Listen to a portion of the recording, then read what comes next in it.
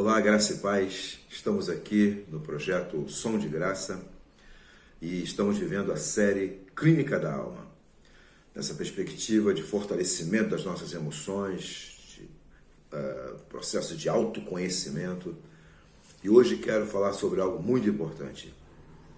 Algo muito importante que é determinante para a nossa saúde emocional, que é o amor fundamental. É a ideia de você pertencer, você saber que você pertence. E aí eu quero trabalhar com você o seguinte tema: vencendo com o sentimento de pertencimento. E o versículo está em Efésios capítulo 2, versículo 19. Assim que já não sois estrangeiros, nem forasteiros, mas concidadãos dos santos e da família de Deus. Assim que já não sois estrangeiros, não estamos mais fora, não estamos mais distantes, fomos reconciliados, fomos comprados, pertencemos. O não pertencimento é o sentimento de não se encaixar em nada que nos cerca.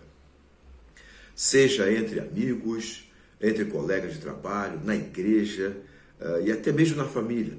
Quantas pessoas estão se veem fora, destacadas, não pertencentes, aquele sentimento de que nada faz sentido e tudo parece que vai desmoronar. Assim, entre as estratégias do inimigo, uma das preferidas é nos fazer pensar que não pertencemos. Você lembra que aquele episódio da tentação de Jesus, né? O inimigo chegou para ele, chegou com todas as armas, e a primeira coisa que ele fez foi: será que você realmente pertence ao Pai? Será que você é filho de Deus mesmo? A frase dele é emblemática, porque tanto tem esse viés de colocar você realmente é filho, como também pode insuflar o orgulho, né? Ativar o ego da pessoa. Poxa, você é filho de Deus, então se você é filho de Deus, você tem imunidade, você pode fazer um monte de coisa, inclusive erradas, que ele vai entender, totalmente inadequado. Porque quando a pessoa sabe que pertence, não precisa provar nada para ninguém. E Jesus tinha essa certeza, e é por isso que Jesus rechaçou o Satanás. Então, o sentimento de não pertencimento é danoso, pois nos faz sentir só, abandonados, isolados e impotentes.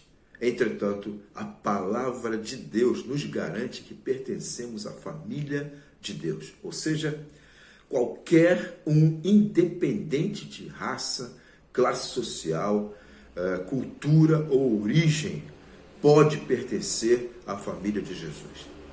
Basta crer em Jesus, basta aceitar.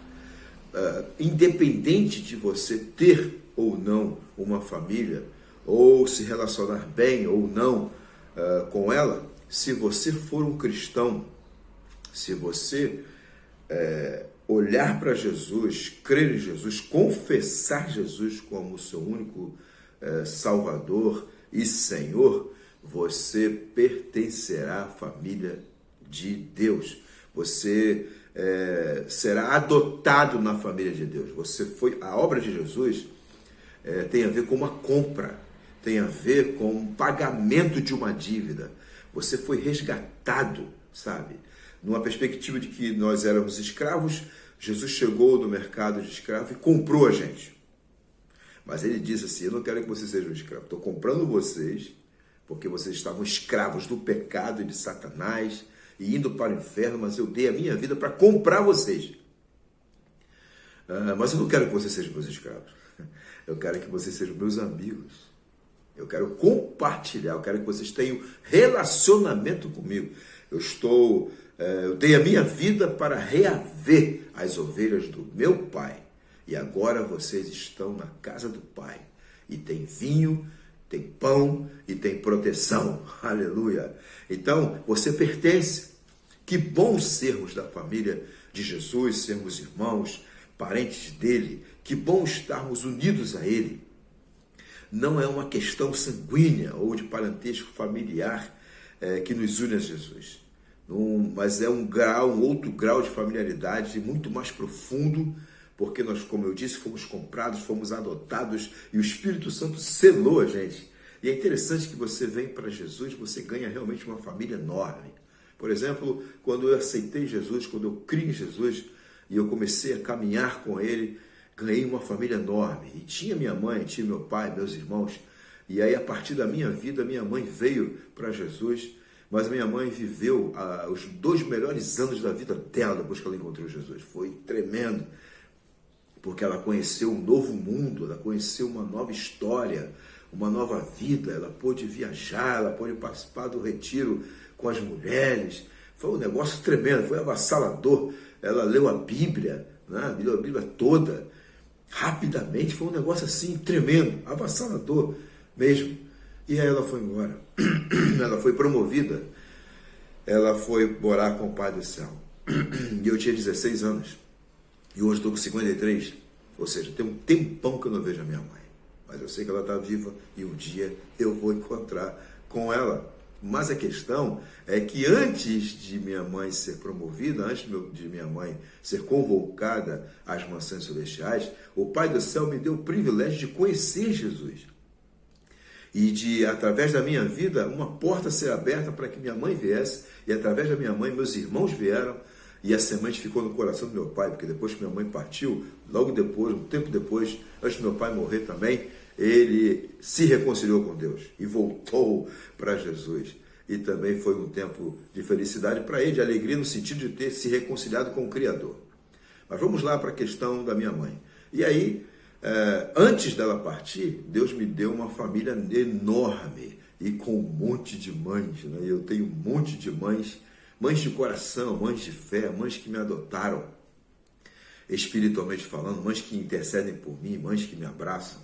Portanto, a minha mãe eu sinto falta dela, de vez em quando, principalmente agora que eu sou vovôzão, fico imaginando a minha mãe fazendo tricô, fazendo crochê para abençoar os netos dela, sabe? Ela não teve o privilégio de conhecer, não teve o privilégio de me ver casar e, consequentemente, de ter filhos e agora de ter os seus bisnetos, né?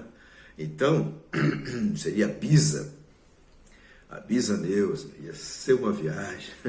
Eu imagino que ia ser uma viagem tremenda. Meu pai também, nossa, ia ser um negócio muito legal. Então, eu não tenho pai nem mãe. Em tese, né? Quer dizer, meus pais, meus genitores partiram e estão na glória, mas eu não estou sozinho, porque o Pai do Céu providenciou para mim uma família enorme, e eu tenho muitas mães e muitos pais. Eu pertenço à família de Deus, e o Espírito Santo está dentro de mim, gerando isso, me dando essa certeza, e a minha oração é que o Espírito Santo gere isso dentro de você, te dando essa certeza de que você pertence à família de Deus. Você não está só. Não permita que essa depressão que está rondando você tome conta de você. Que ela ronda, ela vem de vez em quando, vem para mim também, sabe? Essa sensação de pânico às vezes, sabe? Essa sensação de isolamento. A vida às vezes é muito dura. As circunstâncias às vezes colocam pessoas difíceis perto de nós, que machucam a gente, que falam mal da gente, que criam situações difíceis. Pessoas que estão vivendo a sua neurose e acabam transferindo essa neurose, sabe? E por vezes esse mecanismo de transferência acaba machucando pessoas. E eu vivo isso. Você provavelmente está vivendo isso, mas você não está só. Há um pai, há um irmão mais velho, Jesus, e há um professor, um amigo tremendo que está dentro de nós, que é o Espírito Santo. Então esse Pai, esse Deus vivo, Pai, Filho e Espírito Santo, esse trino Deus, ele acolheu a gente. Então a minha oração é que o Espírito Santo gere isso em você, essa certeza, sabe? Para que você não fique aí alimentando e retroalimentando a ideia de sair da presença de Deus, sair da igreja, você vai ser um desigrejado. Ei, você que está aí desigrejado, você que está decepcionado com o sistema, você que está decepcionado com esse modus operandi da igreja, da instituição, ei, vá para a palavra, Volte à palavra, volte para Jesus, volte o seu olhar para Jesus, porque você vai perceber que a igreja de Jesus é uma coisa. As instituições que vieram a reboque da visão de Jesus e que, de alguma maneira, muitas delas se perderam pelo caminho, é outra coisa. O evangelho de Jesus é uma coisa.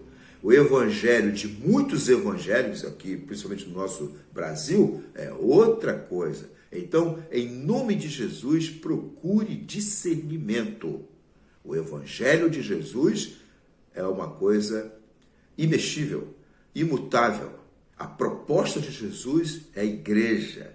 É essa bênção de que cada indivíduo pode se encontrar com o Senhor Jesus, que é a rocha eterna, e cada um que se encontra com o Senhor passa a pertencer à família de Deus, passa a pertencer ao reino de Deus, e por ter se encontrado com a rocha eterna, você passa a ser uma pedra viva.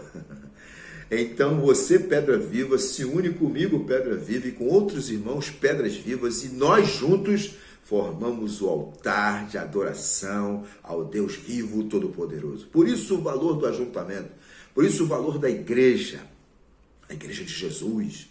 Precisamos voltar ao primeiro amor, precisamos voltar à palavra, voltar à essência daquilo que Jesus viveu, demonstrou e deixou como missão para nós. Então você que de repente está aí se sentindo abandonado, desigrejado. Ei, você está desigrejado da instituição terrena, que muitas vezes realmente cria problemas, sabe? E muita gente tem se perdido, porque infelizmente o Deus que tem sido adorado não é o Deus vivo. É o Deus criado pelo ser humano, portanto é um bezerro de ouro. 2, muitos têm trilhado o caminho de Mamon, mais preocupado em cifras, parece a turma do tio Patinhas, certo? Mas isso é uma coisa, e cada um vai prestar contas de si para Deus. Agora eu convido você a ir à palavra, a olhar a palavra, a examinar a palavra, e principalmente perscrutar Jesus na palavra. Examinar Jesus e perceber o projeto de Jesus, o projeto de Deus. Comece pelos evangelhos e depois você mergulha pelas cartas paulinas e você vai ficar maravilhado, porque o nosso Deus não tem um plano B. O plano dele é a igreja. O plano dele é a comunhão. O plano dele tem a ver com reconhecimento, arrependimento, confissão dos pecados, restauração, porque o perdão de Deus é real e quem toma posse dele entra por um caminho de restauração, de regeneração, é selado com o Espírito Santo, se conscientiza que agora pertence à família de Deus, passa a ter um sentido na vida, para a vida, começa a entender que a vida tem um propósito, porque você estava perdido, agora não está mais, você estava em trevas, agora você está em luz, e aquele que tirou das trevas para a sua maravilhosa luz, é poderoso para te ajudar agora a proclamar sobre essa luz, e você, pedra viva, vai descobrindo outras pessoas perdidas e convidando-as e dando testemunho, e ela vindo para se tornar também uma pedra viva, e as pedras vivas unidas podem louvar frutos, sacrifícios de louvor, frutos de lábios que confessam o nome do Senhor. Então nós juntos todos formamos o altar do nosso Deus. Portanto, aquela palavra de Jesus para a mulher samaritana faz todo sentido. Nosso Deus não habita em templos feitos por mãos de homem. Nosso Deus está procurando adoradores, verdadeiros adoradores que o adorem em espírito e em verdade. É na comunhão dos santos que o Senhor habita, sabe? Não é no templo, nos templos. O Senhor habita em corações que decidem se reunir coletivamente, inclusive nos templos, pode ser nos templos, mas com a visão certa. Você pertence, então vença pelo pertencimento, vença pela consciência de pertencimento, vença, caminhe, você não está sozinho. O Deus vivo providenciou uma família para você. Deus te abençoe e que você se veja acolhido pelo Deus vivo para a honra e glória do Senhor, em nome de Jesus.